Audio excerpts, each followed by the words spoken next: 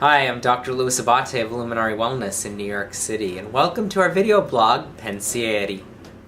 Today I want to talk to you about something that's on the minds of everyone, especially in the month of October, and that's breast cancer. I happened to watch a program yesterday where a very famous talk show hostess was talking about her mother's battle with breast cancer. And she basically said that she knows she's going to get breast cancer at some point in her lifetime because her great-grandmother had it, her grandmother had it, her mother had it, and as she said, so therefore it's only logical that I'm going to get breast cancer. This really troubled me, and it really upset me because it is actually a belief that's held by a lot of people, and it's one that can take us down a very scary and ugly path in our lives. I know in my own family, my dear cousin passed away from breast cancer, and she saw it also as part of her inherited legacy. And I'm really here to dispel that myth, that just because one person in the family had it, or because science has said that this disease is genetically inherited, that therefore it becomes your fate and your legacy. Because there are more factors at play than just the genetic expression. There's a whole field of study called epigenetics. And epigenetics is the study of changes in gene expression caused by mechanisms that switch parts of the genome on and off at strategic times and in strategic locations without changing the underlying DNA sequence. The changes can remain in effect for the cell life through its cellular divisions and can also last for multiple generations. And because there is no change to the underlying DNA sequence of the organism, these non-genetic factors cause the organism's genes to behave or express themselves differently.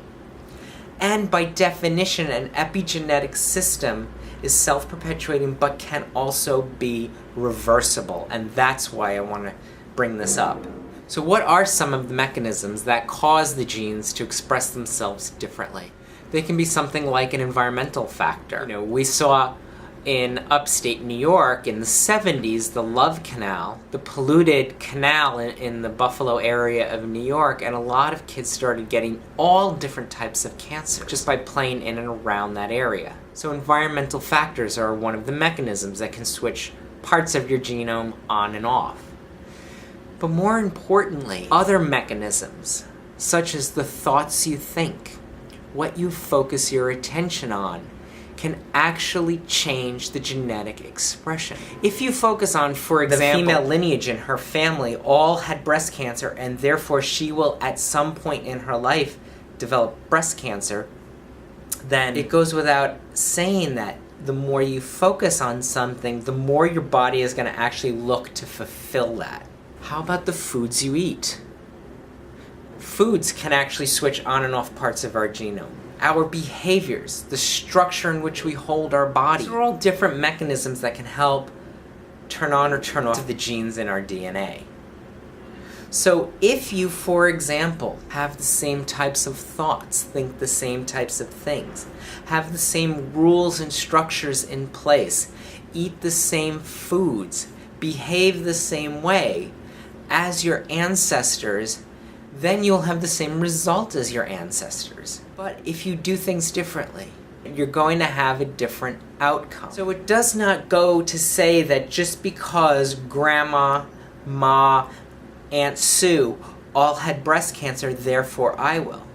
However, it is true that if you have those same thoughts and eat those same things and act the same way and have the same rules, have the same structures, have the same behaviors as Grandma, as Ma, as Aunt Sue, then the body can only express itself in the same way.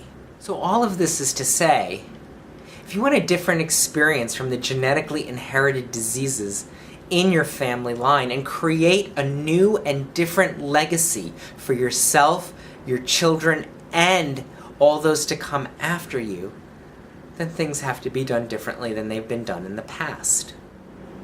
These don't have to be drastic changes, but they have to be changes. if you expect a different outcome.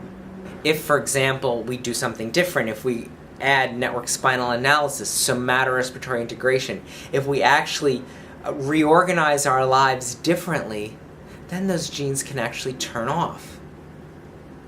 And the body can then start reproducing and replicating healthy, normal tissue. Network spinal analysis and somatorespiratory integration allow you to pay attention inside. This then allows you and affords you the ability to pay attention to the subtle cues inside your body and in the environment to make the changes necessary that will then allow the epigenetic factors to turn off those parts of the genes that have been turned on and to turn on those that have remained dormant up to this point. And the more you pay attention inside, the more you listen to those subtle cues, the greater the ability you have to author your own life, as opposed to being dragged down by the neck by some force of nature that seems like it is a runaway train of destiny. You actually forge your own destiny, and it can be very different than anything that any of your ancestors have experienced up to this point. So I'm Dr. Louis Abate of Illuminari Wellness here in New York City. Join us next time for Pensieri.